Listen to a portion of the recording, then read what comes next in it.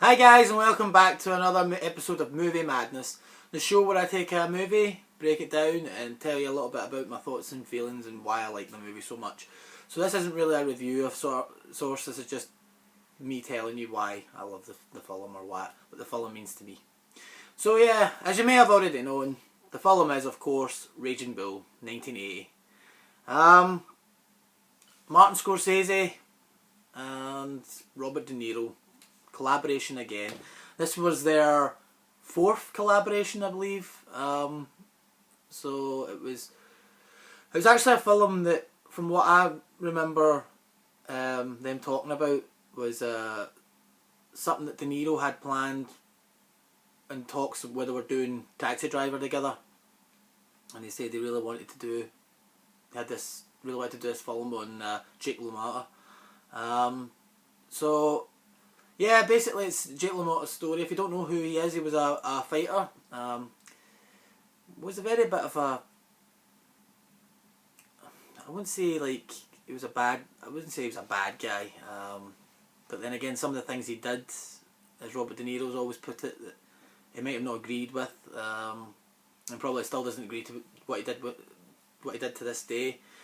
But after that, he says it was no different from any other person, because what happened was there was one time where De Niro and that were all discussing Martin Scorsese and that were all discussing about Jake LaMotta and all that kind of thing, because he wrote a book, and De Niro was really interested in it and this was his passion project. And they said, why would you want to make a film about Jake LaMotta, butchering names again. He's a cockroach. And De Niro put it, he's not a cockroach. So, you know what I mean? But, you know, it was really his passion project. Martin Scorsese, on the other hand, was a bit hesitant about doing a boxing film because of, I don't know, maybe it just wasn't his style. I don't think he was really too keen about doing it. But then the film before they did Raging Bull was a wee film they did called New York, New York. So De Niro, you know, wasn't too keen about playing a saxophone player because he plays a saxophone player in that. So almost like a favour to him beforehand, he did New York, New York. And so as a return favour, he made Raging Bull for him because De Niro really wanted him. And it's certainly, definitely, if there wasn't a Rocky, there wouldn't be a Raging Bull. In terms of the cast in it, definitely got Joe Pesci, a very young Joe Pesci in it. It's great to see him in it. And it's got Kathy Moriarty, who of course I've explained to you in a couple of videos previous to this, who appeared in Neighbours, which was her second film. This was her first film, Raging Bull. She wasn't an actress of any sort, she was just some waitress, I think, in New York. And Joe Pesci happened to really like her and say, you know, why don't you come and audition and see if you want to be in this movie we're doing, Raging Bull.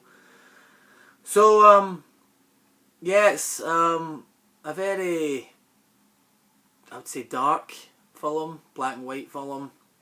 Another one of mine. I was late seeing this film, I'll be honest. I was late seeing it. I seen it when it came out in Blu-ray, when it got its 30th anniversary Blu-ray release. And like I told you in my first video, you know, Taxi Driver, the reason I love Taxi Driver so much is it was the one that introduced me to the world of Martin Scorsese. So then, you know, after that I'd seen New York, New York was my second one. I'd seen New York, New York, and I finally got a hold of Raging Bull when it came out on the 30th anniversary release in 2010 on Blu-ray. Loved it from the moment I watched it. Very hard to like say what's the better, is it Taxi Driver, is it Raging Bull? The more you start watching a lot of Scorsese films from the beginning, I've never seen them, you kind of go, and then you notice this one and then you say, oh no, that, is it good as that? Is it, do you know what I mean? But that is one of these ones that I really love.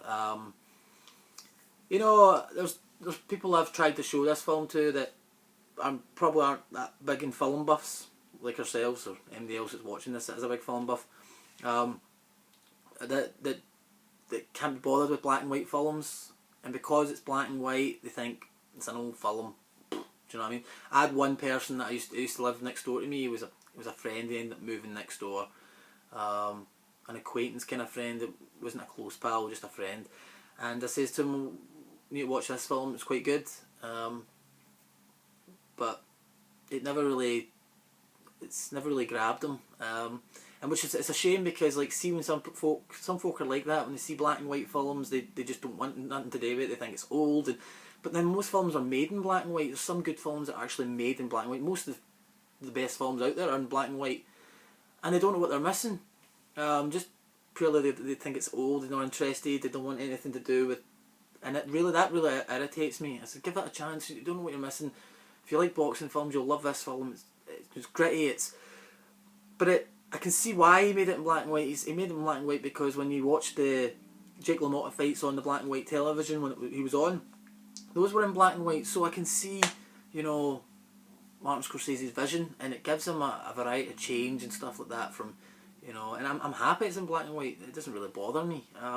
Black and white films don't really bother me. I mean, I love Psycho, one of them, you know, black and white film there. And there's a lot of black and white films I own, and do you know what I mean? And I love them. So most of the best films are in black and white. So apart from that, I mean, it's gritty, it's violent. You know, when you look at that, you can see some of the young, you know, Goodfellas type guys starting to appear there in Martin Scorsese's career. But you know, that it's a great film. It's a very, what's the word for it now? I don't want to sound. I would say violent film. Shocking film at times. But apart from that, it's a great film. You walk away saying that was great. And like Taxi Driver, I mean, this film meant something to me when I first seen it. I mean, I was late seeing this in my life. I seen it a wee bit later on when it came out on Blu-ray. But I wanted to see, I mean, it's like Taxi Driver. Once I seen Taxi Driver and Martin Scorsese, I wanted to see every film the two of them did together. And once I did some research, I was like, oh, I've got to see every film they did together. And one of the, as I said to you before, in one of my last videos, one of the last ones I didn't get a chance to see until just recently last year. Yeah, at the end of last year was of course Mean Streets, and I was dying to see Mean Streets for a long time. And I'm glad I did. I'm glad that now that I own it, part of my Blu-ray collection. It was a long time coming, but it finally got a Blu-ray release, and it got released earlier this year, which is great, because everywhere I look now I can see it. Do you know what I mean? I see it in the shops. I see it. It's advertising all over the place. So, I mean, if you've never seen any Martin Scorsese and Robert De Niro films, I'm sure somebody out there must have seen Martin Scorsese. If you've not seen Raging Bull, I would advise you to get a hold of it somehow. Just watch it. I don't want to go into too much detail about the film, but it's a good film. Really good film. Very, like a violent Rocky. Put it that way. If you like Rocky and you haven't seen Raging Bull, I would advise you to see it. Definitely one that I'll always remember. So yeah, guys, let me know in the comments below. Do you like Raging Bull? Do you love Raging Bull? Is it your favourite film? Maybe it isn't. Maybe it is. Just please let me know in the comments below. I'm always interested to hear what you say. I'll always get back to you. But I would advise you to please check out.